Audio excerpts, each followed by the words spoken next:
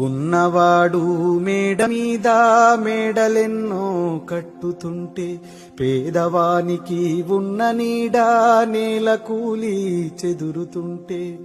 ఇదే నా దేశం మారిన తీరు చూడవే పేదల కలిపోరు రాజ్యములో రాజకీయ జెండాలు తప్ప మరేది మారలే అడగవే అమ్మా ఈ భారతదేశం వెలుగుతుందట అడగవే అమ్మా కలిగినోళ్ళ కలికి మేడ